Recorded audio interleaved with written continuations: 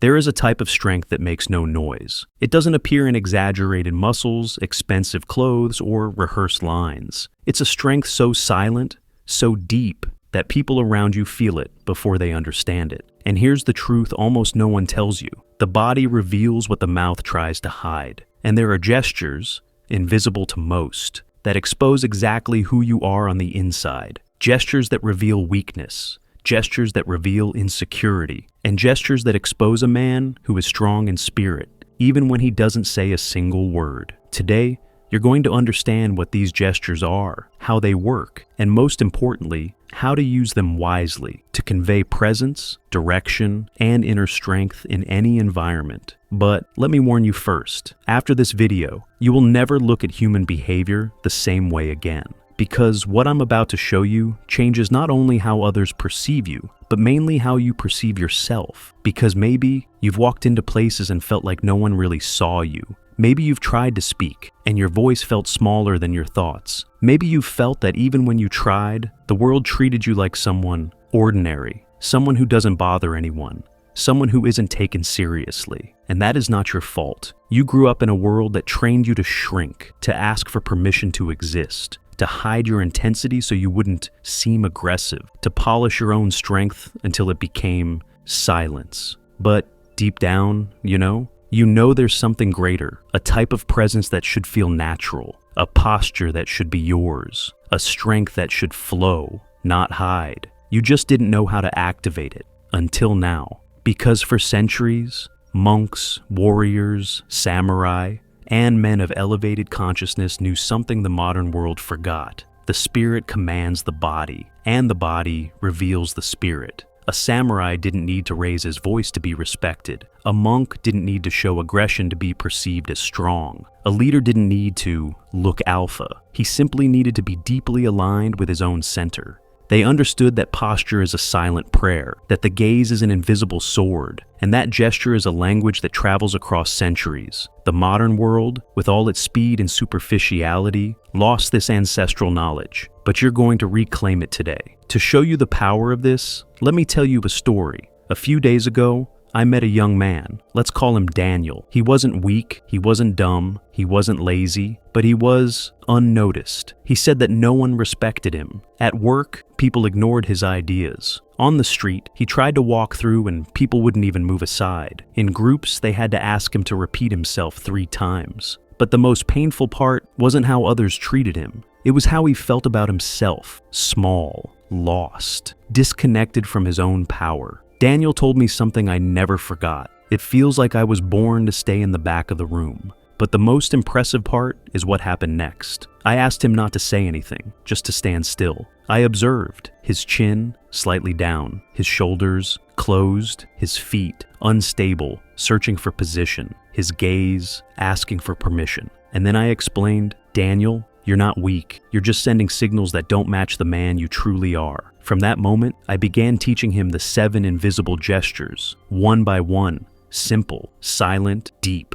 3 weeks later, he returned, and he said, I didn't change who I am, but now the world finally sees me. And that's what you're about to understand. When your body aligns with your spirit, your presence changes before your life does.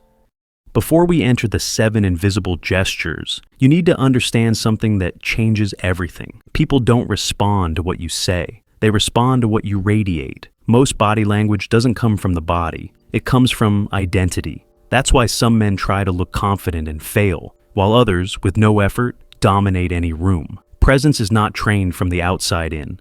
It is activated from the inside out. And now you're about to learn how. The first invisible gesture is internal alignment. It has nothing to do with military posture. It's the opposite of that. Internal alignment is when your entire body communicates one single message. I am here. I am aware. I am whole. A misaligned man sends conflicting signals: tense shoulders and closed chest, stiff neck, unfocused gaze, restless feet, shallow breathing. This creates micro gestures of anxiety. People feel it without knowing why. But a man who is aligned releases his shoulders, breathes from the diaphragm, distributes his weight evenly, keeps his chin neutral, relaxes his forehead and jaw. It's not a confidence posture. It's a posture of presence, and presence is worth more than confidence. Because confidence fluctuates, presence remains, and the one who remains leads. The second gesture is the control of slow movement.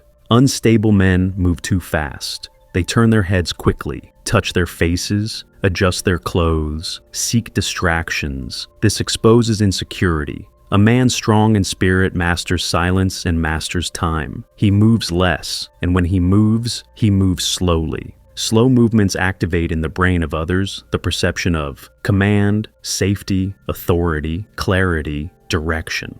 It's the same effect carried by Zen masters, monks, and generals. The one who is strong on the inside has no hurry on the outside. The third invisible gesture is the gaze that chooses, not the gaze that begs. The insecure gaze searches for validation. It looks for faces, reactions, confirmations. The gaze of a man strong in spirit does the opposite. He observes the environment like someone selecting what matters. He doesn't stare too intensely. He doesn't look away too quickly. He rests. This rested gaze creates an immediate energy. This man is not trying to please. This man is perceiving, and the one who perceives first commands the environment. But let me tell you what happened with Daniel. When he started applying these gestures, something unexpected happened.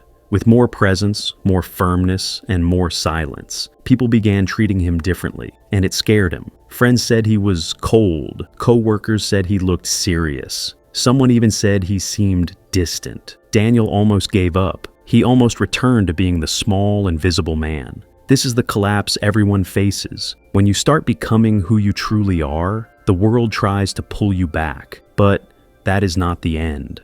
Daniel remembered a phrase: if your evolution bothers someone, you are not the one who's wrong. He continued applying the gestures. Days later, he noticed something. The same people who complained now treated him with more respect. At work, they listened to his ideas. On the street, they made way for him. In the group, his voice carried weight. And the most curious part is that this change didn't come from arrogance or superiority. It came from silence, from solidity, from a new calm growing inside him. People do not respect noise. They respect density. They respect what does not waver. And Daniel, for the first time, stopped wavering. Not because he changed who he was, but because he finally became whole. The most powerful invisible gesture is emotional imperturbability. When someone tries to provoke you, you don't react. When something goes wrong, you don't panic. When you're challenged, you don't need to prove anything. The absence of reaction is pure strength. It is the gesture of men who rule themselves, and the one who rules himself rules everything around him. Now, I'll ask you a question. If the world treated you exactly the way your body communicates today, would you be satisfied? Think about this with brutal honesty. Your body speaks every day, even when your mouth stays silent, and the world never fails to respond to that message. It interprets, organizes, and returns exactly what you project. Nothing goes unnoticed. Nothing is without consequence. Each gesture, each silence, each micro-expression builds the narrative the world creates about you. You don't need to impose yourself. You don't need to prove yourself. You don't need to justify yourself. You just need to align your body with the man you want to become. When you do that, the world responds. Presence is born when the soul finally stops running. And when that presence matures, something even greater happens. You stop reacting to the world and start influencing its rhythm in a natural, consistent way.